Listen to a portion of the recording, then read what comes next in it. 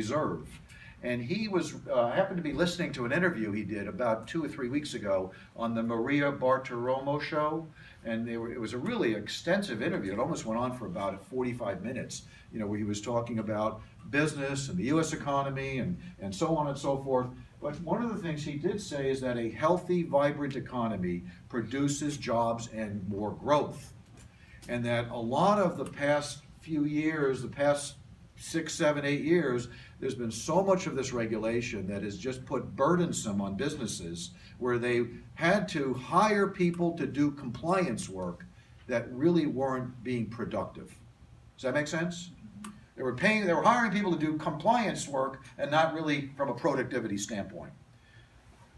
So he had that to say and a few other things, but again, this economy lately, if you've been watching the financial markets and the news, let's talk about a few facts about the U.S. economy right now. Well, first of all, this Tax Reform Act was the largest tax cut for businesses in our nation's history. Right now, consumer confidence is at an all-time high, and it has been for the last several decades.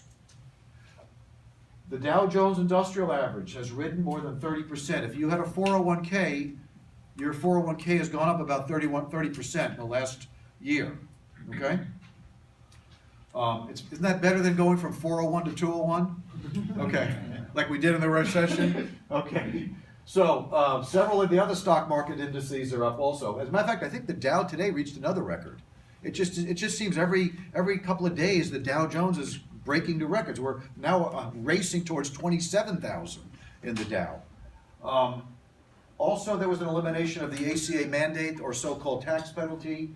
Over 860 regulations have been rolled back or eliminated. That is a huge monkey off many of the businesses' backs. That is why I think you're seeing some of this transformative economy right now going on. Supreme Court Associate Justice nominee was approved. ISIS, of course, has been driven from territories they occupied and decimated in strength. The unemployment rate is at a 16-year low. It's at remarkably low rates right now. Record unemployment for Hispanics, African Americans, record employment. GDP has now reached 3% for the first time in a decade. Mortgage applications are the highest they've been in 7 years for people making application to buy property. And of course, illegal immigration is down by about 70%, and the food stamp use is now at the lowest level in 7 years. And wait, there's more. The employers are actually giving bonuses back to their employees. Isn't that weird? They're giving bonuses back, not crumbs, but real money, thousands of dollars in some cases. And they're raising wages. We had a woman that had to confront her boss because she felt she should have been paid more. And so she says, look, if you can't raise my wages a little bit, I got to leave and I got to go find a job somewhere else. And she knew she would be hired right away in the economy we're in right now. And what do you think her boss did? He says, oh no, I don't want you to leave. He agreed to give her a raise, a significant raise, to keep her on, because he knew he would have to spend time to hire a new replacement, and he'd have to probably pay market rate to keep that to get that new employee. So this is firing on all cylinders in many respects. And also, you've heard, I'm sure, utility companies even are giving rebates back to their customers. This is unheard of right now, where utility companies rebating money back to some of their customers. It's not happening everywhere. I wish PG&E would get on board, but it is happening in other parts of the country. Repatriation of overseas dollars by multinational companies with money rolling back to the United States. Anybody hear the Apple announcement last week? How many billion are they expecting to invest to build a facility, not in the Bay Area, sadly, but somewhere else? I think it was 30 billion plus. And they're also doing that because they know when they bring this money back, and I think the tax, somebody was saying, was going to be almost about 38 or 40 billion in taxes, but it helps them bring almost $250 billion back to the United States. So they'll pay that tax to be able to bring all of that money back to the United States. It's a good thing, and you're seeing this happen. So, literally by any economic measure, if you're a fair-minded individual, and I hope you are, this economy right now is on fuego. So, history though doesn't repeat itself, right? History doesn't repeat itself, but it rhymes, is what Mark Twain says. And it's very true. So let's temper what I just said with the fact that there are some headwinds that you may want to be a little concerned with. Anybody know who this guy is? Nobody reads the financial journals? Okay, let me give you a hint. He's replacing Janet Yellen and taking her job. Does that help? Federal Reserve. Very good. This is Jerome Powell. Jerome Powell's the new incoming Federal Reserve Chairman. He is actually going to take office in February. Janet Yellen's on her way out. Jerome Powell's coming in. I think he'll try to steer the boat, probably the same way it's been going on the last, 4-6 years with Janet Yellen. But the Fed, he has announced that they expect to raise interest rates in 2018 4 times. Again, when you have a market economy that's taking off, you've got to throttle it back sometimes. Otherwise, a lot of times you have inflation and other things can happen that are not good. So, if rates go up 4 times in 2018, even if they go up incrementally, in high-priced markets, might that have a little bit of effect on real estate values? Yes. It's been said that for every 100 basis points of rate increase, a borrower can buy about 11% less house. So think about that. If we go up 100 basis points in interest rates, or we go from 4 to 5, that may equate to about 11% less value, loan or home value, that a borrower can borrow. So that could have an effect, especially in high-priced areas like we're in. Also, we just had a government shutdown. Thank goodness it only lasted a few days, and then it was over with. But there's another deadline coming up, February 8th, right? If things don't get resolved, maybe we'll have another shutdown. Maybe that'll be more protracted. I don't know. And then, of course, we have a little thing called the federal debt, which is about $20 trillion and growing every day.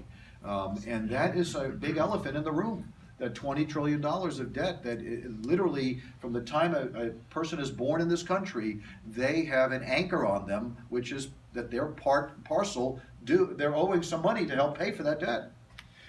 We have healthcare costs that continue to escalate, creating a hardship for many. Hopefully that's an issue that'll get resolved. And of course, inflation could come roaring back in the kind of economy that we're in. So there's some headwinds you want to pay attention to.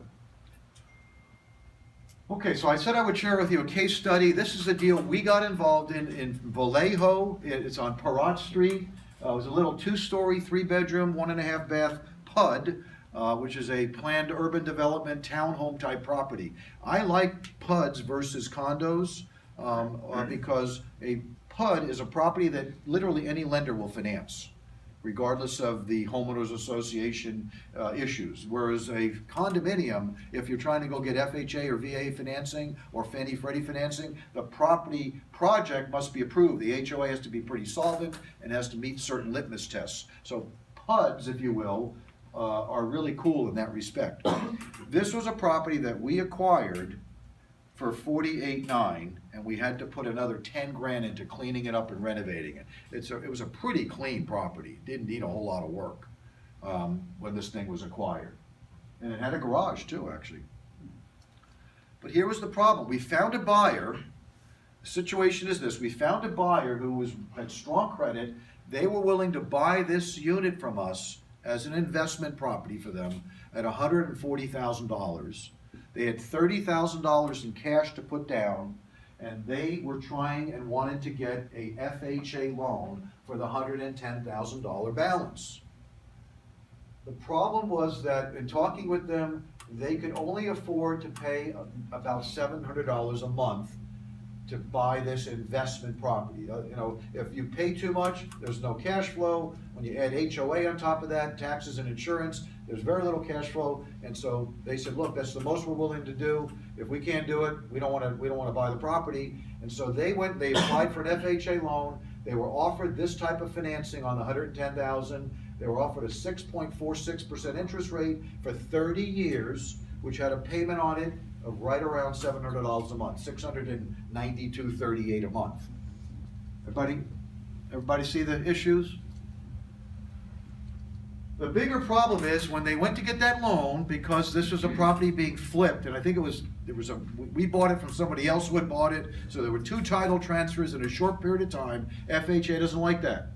You know, they don't like multiple transfers of title over a relatively short period of time. And so they rejected the people's financing.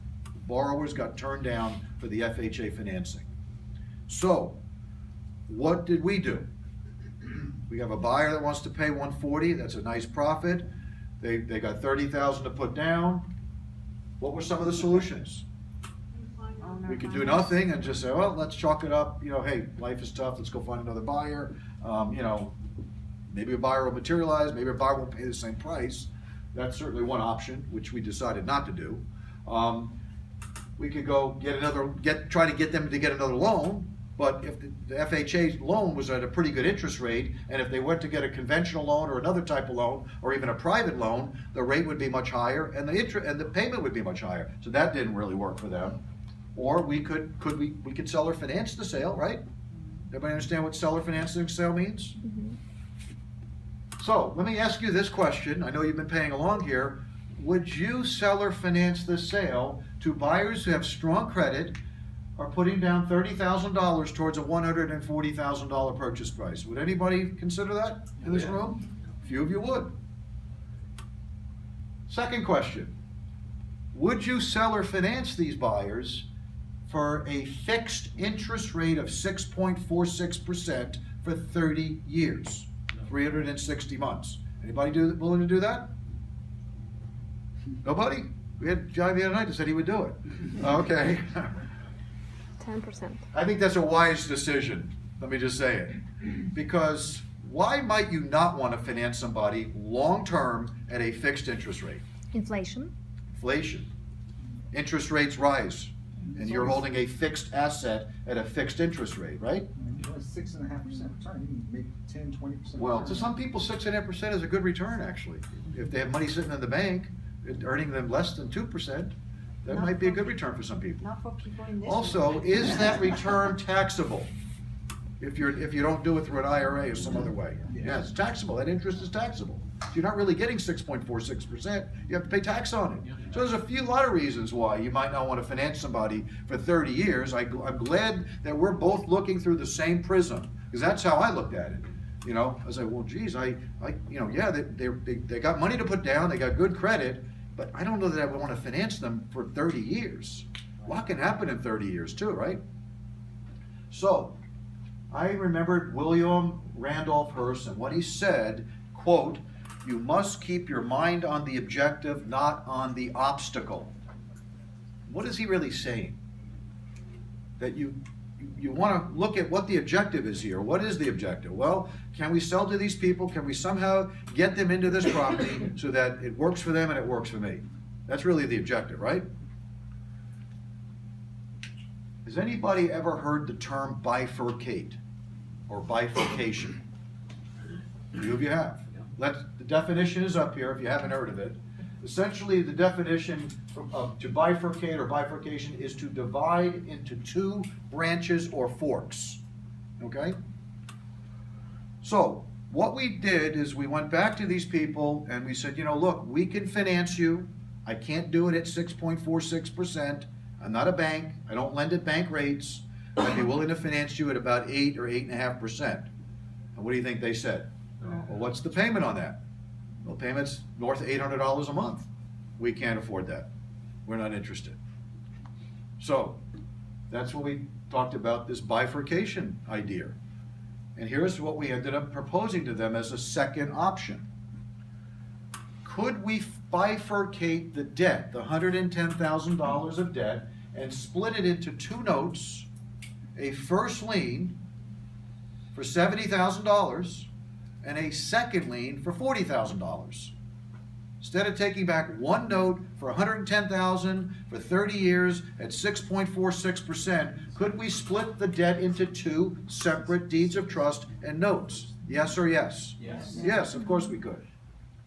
And as you can see, there's 2 purchase money notes representing the $70,000 first lien and the $40,000 second lien. Now, This is a real deal. This is the addendum